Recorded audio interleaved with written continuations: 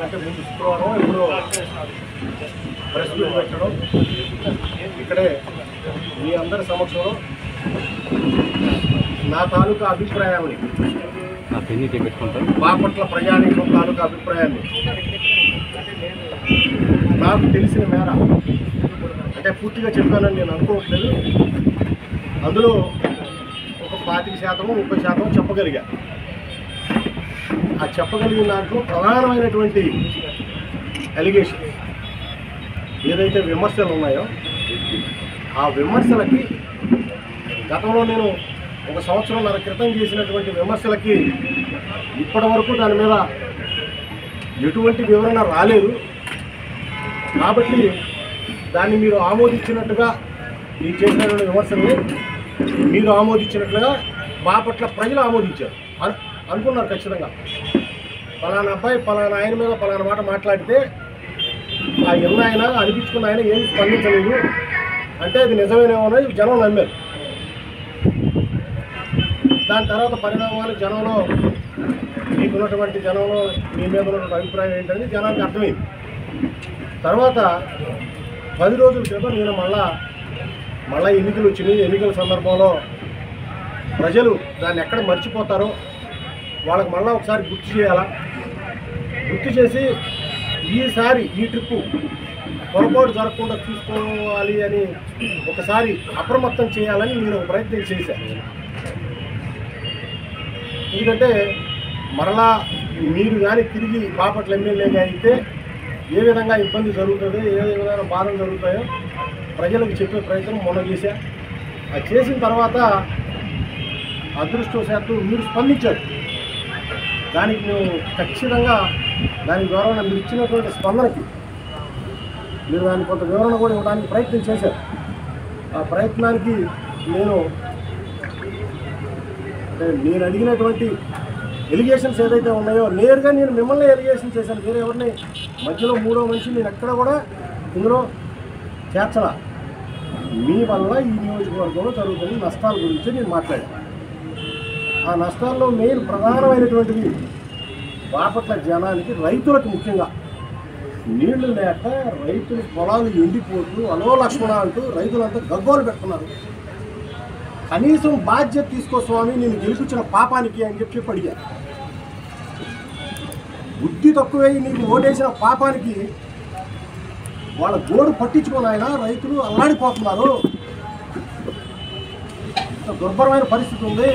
మున్సిపాలిటీలో తాగడానికి నీళ్లు లేవు, 2 రోజులు 3 రోజులకి ఇస్తున్నారు. దాని గురించి పట్టించుకొని ఆయన నువ్వు గెలిచి ఎమ్మెల్యే అయిన పాపానికి మాకు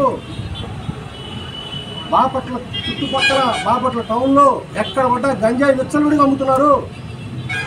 చిన్న పిల్లలు గంజాయి బానిసలు అయిపోతున్నారు. ఆ గంజాయి తాగి మర్డర్లు చేస్తున్నారా, గొడవలు చేస్తున్నారా, ఆడపిల్లలను కలిగిస్తున్నారా, స్కూళ్ళల్లో టీచర్ల గొడవలకు వెళ్తున్నారా, ఇవన్నీ నేను చెప్పా. దాని మీద నువ్వు స్పందించలా. వాటి మీద మీరు ఏమైనా యాక్షన్ తీసుకుంటారేమో అని అనుకుంటే దాని మీద ఏదన్నా మీరు స్పందించి నేను ఇలా చేస్తాను అలా చేస్తాను నేను ఇలా చేయట్లేదు అని ఏమైనా వివరిస్తారని నేను ఎక్స్పెక్ట్ చేశా. ఇంకో ఎలిగేషన్ చేశా. ఎస్ఐండ్ భూములు ఎస్టీలకు సంబంధించినటువంటి ఎస్ఐండ్ భూముల్ని నీ బినామీలను పెట్టి కొనిపించి తక్కువ ధరకి 70 అడుగులు 80 అడుగులు 100 అడుగులు మట్టితో ఇచ్చి అమ్ముకున్నావు అని ఎలిగేషన్ నువ్వు చూశాను. అది నువ్వు డెవలప్మెంట్ యాక్టివిటీస్కి అమ్మావా, రైల్వే ట్రాక్కి అమ్మావా, లేదా పక్క రాష్ట్రాల్లో అమ్మావా నేను చెప్పలా. నువ్వు ఎస్ఐండ్ భూములు కొన్నావా కొనలేదా, ఆ ఎస్ఐండ్ భూములు బినామీల చేత 100 అడుగులు తగ్గించావా తగ్గించలేదా, ఎవరికి అమ్ముకున్నావో నేను అడగలా. నువ్వు అమ్ముకున్నావా లేదా, లబ్ధి పొందావా లేదా, కోట్ల రూపాయలు గడించావా లేదా, ఇది నేను అడిగా. వాటి మీద నువ్వు వివరణ ఇవ్వాలా. నువ్వెవరు వివరణ ఇచ్చావు? నన్ను ఓడించేవాళ్ళు లేడు. అంగబలంలో కానీ అర్థబలంలో కానీ ఆర్థికంగా కానీ నీ దగ్గర ఆర్థికంగా లేదని ఎవరన్నా అంటేగా నీవే చెబుతున్నావు. 100 కోట్ల రూపాయలు ఈ బాపట్ల సొమ్మును దోచుకున్నావు. నువ్వు ఆర్థికంగా బాగా బలంగా ఉన్నావు, ఖండ కావరంతో ఉన్నావు, మదం ఎక్కున్నావు, డబ్బు అహంకారంతో ఉన్నావు. చెబుతున్నావు నువ్వే అంగబలం ఉంది అర్థబలం ఉంది, అసలు నన్ను ఎదిరించేవాళ్ళు లేడు, నన్ను అడ్డుకునేవాళ్ళు లేడు. నేను ఎవరు ఎదిరించట్లా, జరిగింది చెప్తున్నావు, నువ్వేం చేసావో చెప్తున్నావు. దాన్ని మార్చుకోవడానికి ప్రయత్నం చేయమని చెప్తున్నాం. జనాన్ని పీడు చూపించలాగా ఈ జరగలాగా అని చెప్తున్నాం. అధికారులు టార్గెట్లు పెట్టి ఇల్లు కట్టుకోవాలన్నా, చిన్న చిన్న షాపులు కట్టుకోవాలన్నా, లేకపోతే ఎంఆర్ ఆఫీస్లోనా, రిజిస్టర్ ఆఫీస్లోనా, పోలీస్ స్టేషన్లోనా నువ్వు టార్గెట్లు పెట్టి వాళ్ళ దగ్గర నుంచి, ప్రజల దగ్గర వాళ్ళు వసూలు చేసి నీకు కప్పం కట్టే పరిస్థితి నుంచి మమ్మల్ని కాపాడినాయన అని అడిగా. కానీ నువ్వు వివరణ, నన్ను ఎవరు పేకలేదు, నన్ను ఎవరు ఏం చేయలేదు, నా మీద ఎవరు గెలవలేదు. గెలుస్తారా ఓడతారా అనేది రేపు 24 ఎన్నికలప్పుడు కౌంటింగ్ అయిన తర్వాత తెలుస్తుంది.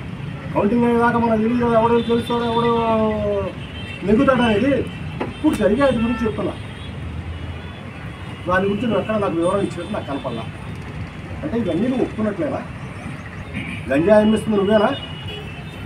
నీ అనుచరులేనా గంజాయి అమ్ముతుంది? అది నిజమేగా అయితే దాని మీద నువ్వే వివరణ ఇవ్వలేదంటే అది నిజమేగా? 100 అడుగులు ఇసుక నువ్వు నేను తవ్వలేదు, నేను అమ్మలేదు అని కూడా చెప్పలా. నేను ప్రభుత్వ కార్యక్రమాలకు ఇచ్చాను, రోడ్లకు ఇచ్చాను. రోడ్లకు ఇస్తే రోడ్లు గవర్నమెంట్ ఆ రోడ్లు వేసిన కాంట్రాక్టర్ డబ్బులు ఇవ్వట్లా. నేను అన్న ఏంటి, అక్రమంగా ఇసుకను తవ్వి నువ్వు అమ్ముకుంటున్నావు అని స్పష్టంగా నేను చెప్పాను. దాని మీద నువ్వు వివరణ ఇవ్వాలి. అభివృద్ధి అభివృద్ధి అభివృద్ధి అని చెప్తున్నావు. ఏం నువ్వు చేసిన గురించి నాకు గురించి చెప్పు. దా ఎక్కడికి రమ్మంటావు చెప్పు. నువ్వు స్థలం ఫిక్స్ చేసినా సరే, నేను స్థలం ఫిక్స్ చేయమన్నా సరే, డేటు టైం అన్నీ నీయే. ఎప్పుడైనా ఖాళీగా ఉన్నా పెట్టు.